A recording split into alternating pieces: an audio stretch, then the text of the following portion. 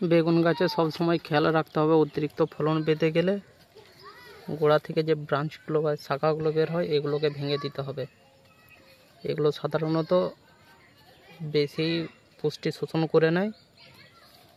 এই যে শাখাগুলো, এগুলো সবই যদি পারেন তো এই প্রথম ফুলটা ভেঙে দিতে হবে, নাহলে প্রচুর পুষ্টি টেনে নেবে। নাহলে প্রতি সপ্তাহে সপ্তাহে প্রচুর পরিমাণে খাবার দিতে হবে। এই যে এইটা খাবার দেওয়ার সময় হয়ে গেছে, এই যে গোড়াতে শিকগুলো বেরিয়ে যাচ্ছে, এটা এবারে খাবার দেবো। হিউমিক অ্যাসিড দেবো, কিছু গোবর খাদ দেবো, নিমখোল দেবো। এইসব খাবারগুলো প্রয়োজনীয়ত দিতে হবে। আর চারা লাগানোর সময় সব সময় খেয়াল রাখতে হবে কন্টেনারটা যেন সব সময় বড় হয়। কন্টেনারের হাইটটা যেমন থাকে 15 ইঞ্চি বা 18 ইঞ্চি হলে সব থেকে ভালো হয়। আর চওড়াটা যেমন থাকে 15 ইঞ্চি,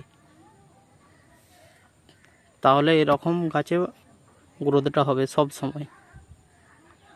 এই গাছে প্রচুর গ্রোথ, শুধু এই গাছেই না, আর একটা গাছ দেখাচ্ছি, এখানে একটা আছে, এই যে গাছটা, এটা প্রচুর পরিমাণে গ্রোথ। এগুলো শুধু একমাত্র হিউমিক অ্যাসিডের জন্যই হয়েছে।